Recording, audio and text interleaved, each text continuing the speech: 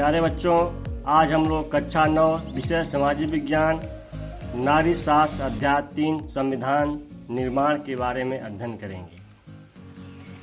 भारतीय संविधान पर शाब्दिक प्रभाव। भारत शासन अधिनियम 1935 का पड़ा, अर्थात भारतीय संविधान पर दूसरा सबसे अधिक प्रभाव ब्रिटेन का रहा। भारतीय संविधान का निर्माण करने ब्रिटिश प्रधानमंत्री एटली ने 12 फरवरी 1946 लंदन में कैबिनेट मिशन का गठन किया, जिसने भारतीय संविधान को व्यवहारिक रूप प्रदान किया। कैबिनेट मिशन में 3 ब्रिटिश सदस्य रखे गए जो इटली के कैबिनेट के सदस्य थे। Number 1 sir Stafford Cripps, number 2 lord Pethick Lawrence, number 3 AB Alexander.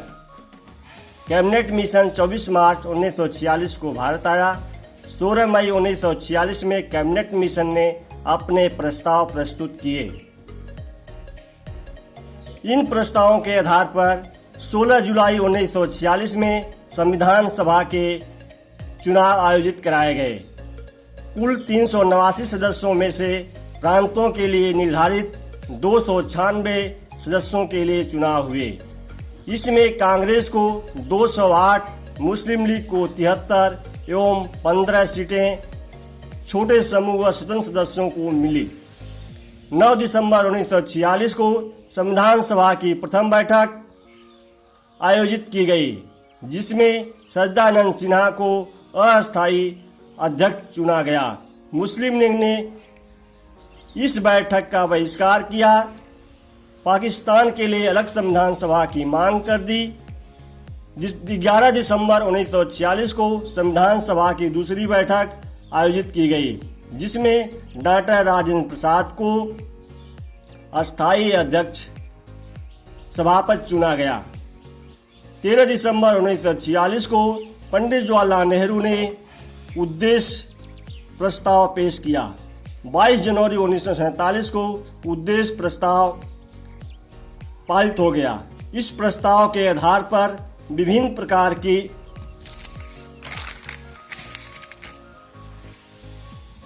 प्रकार की समितियों का गठन किया गया। संविधान सभा के प्रमुख समितियों उनके अध्यक्ष। प्रमुख समितियां अध्यक्ष। नंबर 1 संचालन समिति के अध्यक्ष डॉक्टर राजेंद्र प्रसाद। नंबर 2 संघ शक्ति समिति के अध्यक्ष जवाहरलाल नेहरू। नंबर 3 संघीय संविधान समिति के अध्यक्ष जवाहरलाल नेहरू। नंबर 4 प्रांतीय संविधान समिति के अध्यक्ष सरदार वल्लभ भाई पटेल। नंबर 5 प्रारूप समिति के अध्यक्ष डॉक्टर भीमराव अम्बेडकर। नंबर 6 झंडा समिति के अध्यक्ष आचार्य जे कृपलानी। इसके उपरांत संविधान के प्रारूप का निर्माण करने के लिए डॉक्टर बी.एन. राव को संवैधानिक सलाहकार के पद पर नियुक्त किया गया। Doctor BN. राव के द्वारा तैयार किए गए संविधान के प्रारूप पर विचार विमर्श करने के लिए प्रारूप समिति का गठन किया गया। प्रारूप समिति का गठन 29 अगस्त 1947 को हुआ। इसके अध्यक्ष डॉक्टर भीमराव अम्बेडकर इनको भारतीय संविधान का जनक भी कहा जाता है। इनका निर्वाचन स्थल पश्चिमी बंगाल था। इस समिति में सदस्यों की संख्या 7 थी। इस समिति का उद्देश्य संविधान के प्रारूप पर विचार विमर्श करना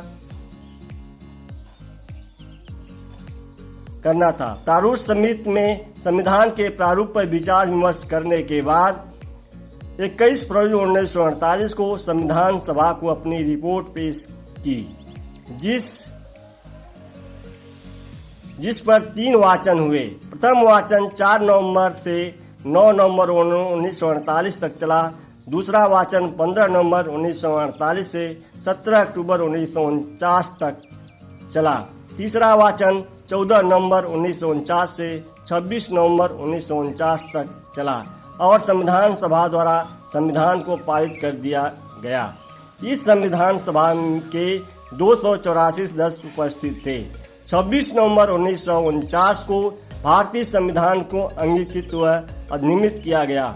संविधान निर्माण की प्रक्रिया में कुल 2 वर्ष 11 महीने और 18 दिन लगे। संविधान के प्रारूप पर कुल 114 दिन बहस हुई। संविधान के निर्माण कार्य में कुल मिलाकर लगभग 64 लाख रुपए व्यय हुए। मूल संविधान में एक प्रस्तावना 395 अनुच्छेद 22 भाग व 8 अनुसूचियां थी। वर्तमान संविधान में एक प्रस्तावना 465 अनुच्छेद 25 भाग व 12 अनुसूचियां हैं। संविधान सभा की अंतिम बैठक 24 जनवरी 1950 को हुई, जिसमें डॉक्टर राजेंद्र प्रसाद को भारत का प्रथम राष्ट्रपति चुना गया। बच्चों, धन्यवाद। आज हम लोग अपना अध्ययन आज इसी के तहत समाप्त करते हैं। धन्यवाद।